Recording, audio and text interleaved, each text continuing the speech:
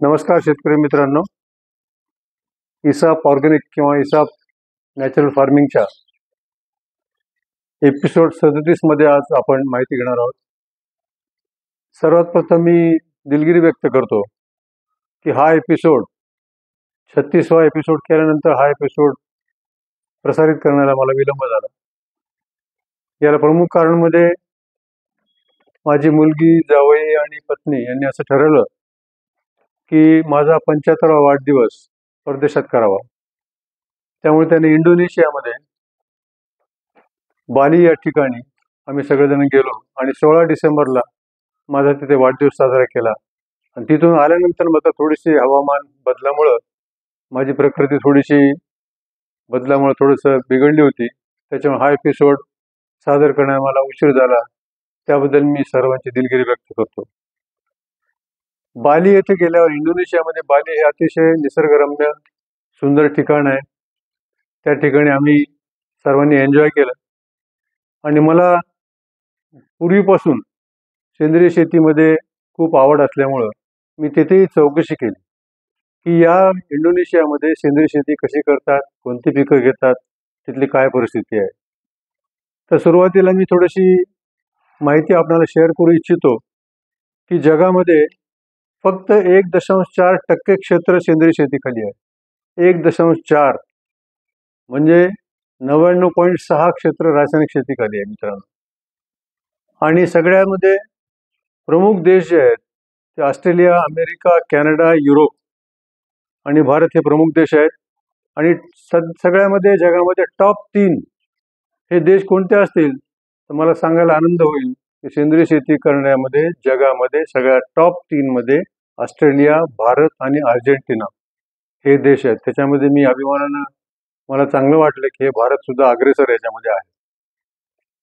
तर त्या ठिकाणी इंडोनेशियामध्ये बाली या ठिकाणी चौकशी केलं, असं कळालं की गो ऑर्गॅनिक 2010 हे त्यांनी प्रोजेक्ट राबवला त्या ठिकाणी.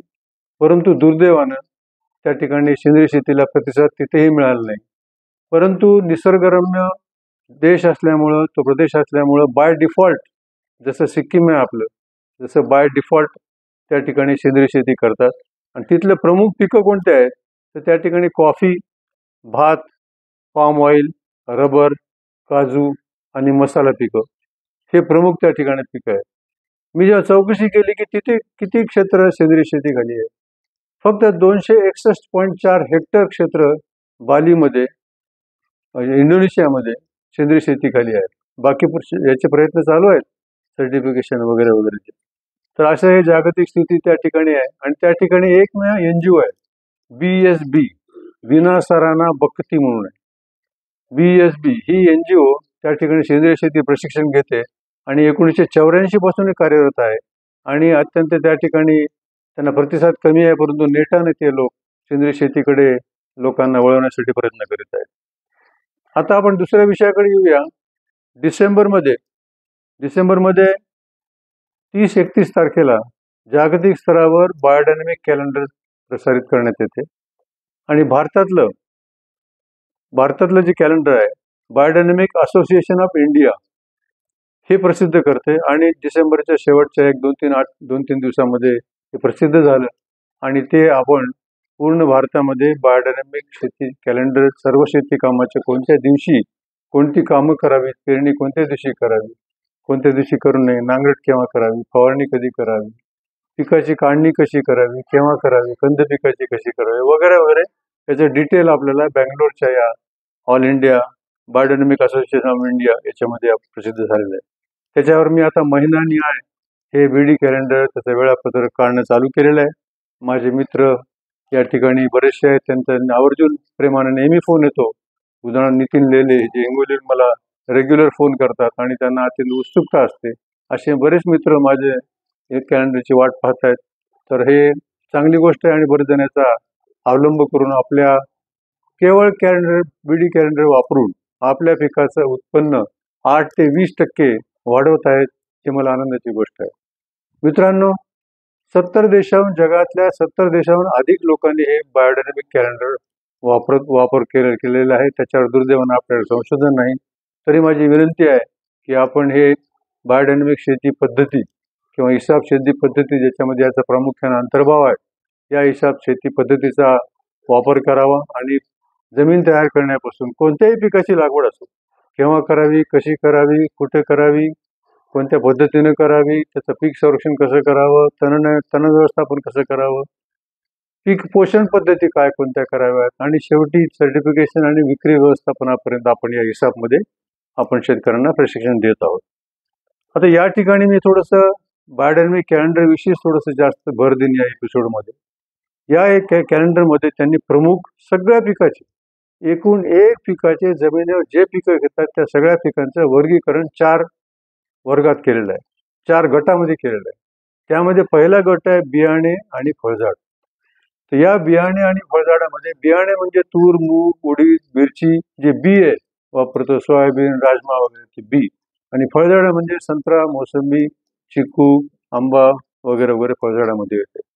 दुसरा जो गट आहे तो कंद पिके किंवा जमिनीमध्ये लागणारी पिके, कांदा, लसूण, अद्रक, हळद, भुईमुग हे पिकं कंद पिके, याच्यामध्ये लागवड, त्याच्यामध्ये तो गट येतो. नंबर 2 गट. नंबर 3 गटामध्ये आपण पाहतो की फुले, ज्याच्यामध्ये फुलगोबी आहे, मोगरा आहे, जास्वंद आहे, जरबेरा आहे, गुलाब आहे, हे फुलांचा गट आहे. आणि 4था गट आहे पालेभाज्या, जे लिफी व्हेजिटेबल्स आहेत, जे पाणी भरपूर असणारे व्हेजिटेबल्स आहेत. उदाहरणार्थ पालक आहे, शेपू आहे, चुका आहे, मेथी आहे, हे जी पिकं आहेत गट आहेत. आता मित्रांनो, एक गोष्ट अत्यंत लक्षात घ्या आणि विशेषतः गांभीर्यानं बघा की सोयाबीनच्या किंवा बियाणे गटातल्या तारखेला जर तुम्ही त्या तारखेला न पेरता पालेभाज्या तारखेमध्ये ते सोयाबीन पेरलं तर सोयाबीन चांगलं येणार नाही. ज्या गटाच्या तारखेला पेरणीची शिफारस आहे त्या गटाची पेरणी त्या गटामध्ये केली पाहिजे, त्या तारखेला केली पाहिजे. त्यामुळे माझी नेहमीच तुम्हाला विनंती आहे की तुम्ही सर्वोच्च मी काय म्हटलेलं आहे, सर्वोत्तम दिवस पेरणीचा, उत्तम दिवस पेरणीचा, चांगला दिवस पेरणीचा आणि बरा दिवस पेरणीचा, अशा 4 गटामध्ये मी त्याची विभागणी केलेली आहे.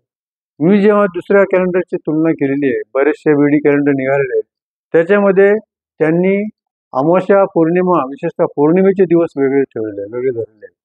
त्यामुळं आपण पेरणी करताना जेव्हा आम्ही म्हणतो की एक तर मून अपोजिट सॅटर्न किंवा चंद्र पृथ्वीच्या आणि शनीच्या मध्यभागी असताना, पृथ्वी मध्यभागी असताना आणि एकादशी तिन्ही असताना चंद्र, पृथ्वी आणि शनी हा शुभ दिवस असतो, कारण चंद्राकडून कॅल्शियम आणि शनीकडून सिलिका फोर्सेस मिळतात. त्याचप्रमाणे पौर्णिमेच्या 48 तास आधी पेरा, कारण पौर्णिमेला 100% गुरुत्वाकर्षण शक्तीमुळं जमिनीतला ओलावा समुद्राच्या पाण्याप्रमाणे वर येतो, वरती येते पाण्याला जसं समुद्राच्या, तसं जमिनीतला ओलावाही वर येतो. पौर्णिमा असण्याच्या 48 तास आधी पेरा असे जेव्हा म्हणतो आणि दुसऱ्या कॅलेंडरमध्ये पौर्णिमेची तारीख चुकीची असेल तर ती तारीख सुद्धा चुकीची होण्याची शक्यता आहे. मी कालनिर्णय या कॅलेंडरचा आधार घेऊन हे माझं बायोडायनॅमिक कॅलेंडर केलेलं आहे. याच्या मागं माझे 1000 एकर डाळिंब आणि सगळ्या आंतरपिकाच्या पेरणीचा, फवारणीचा, लागवडीचा हे सगळा अनुभव माझ्याशी असल्यामुळं मला त्याचा खोल अभ्यास करण्याची संधी मिळाली आहे. त्यामुळे आपण जेव्हा या 2025 साली तुम्हाला शुभेच्छा देत मी अशी विनंती करतो, या नवीन वर्षाच्या शुभेच्छा देत की तुम्ही बायोडायनॅमिक कॅलेंडरच्या प्रमाणे आपण त्याचा वापर करावा आणि आपलं उत्पन्न वाढवावं. या 4 गटाची मी तुम्हाला माहिती दिलेली आहे. तर आता जानेवारीचा आपण जर उल्लेख केला, जानेवारीमध्येच आपण बोलूया, कारण एपिसोडमध्ये मी फक्त प्राथमिक माहिती देत आहे. पुढल्या एपिसोडपासून आपण पीक निहाय म्हणा कोणता एक मुद्दा घेऊन आपण निश्चितच हे करूया. तर जानेवारी महिन्यामध्ये उत्तम दिवस कोणता असेल, समजा सर्वोत्तम दिवस पेरण्यासाठी, तर आपल्याला त्याच्यामध्ये एक लक्षात येईल की MOS मी म्हटलेलंच आहे, MOS 18 तारखेला आहे आणि पौर्णिमेचे 8 तास आधी म्हणलं तर 11 तारखेला 11 जानेवारी आहे, किंवा इतर उत्तम दिवस कोणते 1 ते 18 आहेत, 29, 30, 31 आहेत, हे चंद्र उत्तरायण स्थितीमध्ये असताना आहे. आता मला विशेष भर द्यायचा आहे, पेरणी करू नका या दिवसावर. या दिवशी अंतराळ शक्तीच्या, कॉस्मिक एनर्जीच्या, कॉस्मिक ऊर्जेचा जो प्रतिकूल परिणाम ग्रहांचा, ताऱ्यांचा जमिनीच्या पिकावर, जमिनीच्या ओलाव्यावर आणि त्या विशिष्ट गांडुळाची संख्या वाढणं, मित्रकिडीची वाढणं वगैरे वगैरे, अनुकूल आणि प्रतिकूल परिणाम, हे लक्षात घ्या तुम्ही. ती फुकटची शक्ती आहे. देवाने दिलेली, निसर्गाने दिलेली शक्ती ही कॉस्मिक एनर्जी आहे आपल्याला.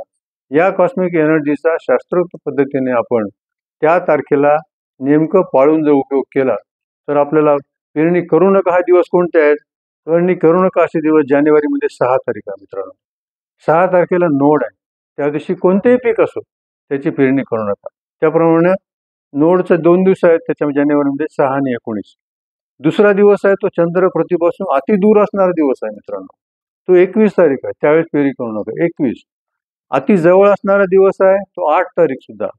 त्या दिवशी पेरणी करू नका. आणि अमावस्या दिवशी 29 पेरणी करू नका. पुन्हा एकदा सांगतो की 6, 8, 19, 21 आणि 29 या दिवशी कोणतीही पेरणी करू नका. भाजीपाला असो कोणतेही असो. फवारणीच्या दिवशी सुद्धा मी या ठिकाणी सांगू शकेन या जानेवारीमध्ये की तुम्हाला फवारणी 8 तारखेला फवारणी करा, ज्यावेळेस तुम्हाला जास्त परिणाम मिळेल. 16 तारखेला पौर्णिमेच्या आठवड्यात येतात ती फवारणी करू शकता. अमावस्येच्या 24 तास आधी तुम्हाला 28 तारखेला फवारणी करू शकता. आणि 26 जानेवारी प्रजासत्ताक दिन त्या दिवशी किडे, पतंग छोटे छोटे अंडे टाकून जास्तीत जास्त त्याच्यामध्ये छोट्या आळ्या निघतात, त्यावेळेस सुद्धा फवारणी करा. निमुळे अर्क फवारा, दशपर्णी फवारा, सरसकट पूर्ण शेतावर या दिवशी फवारा.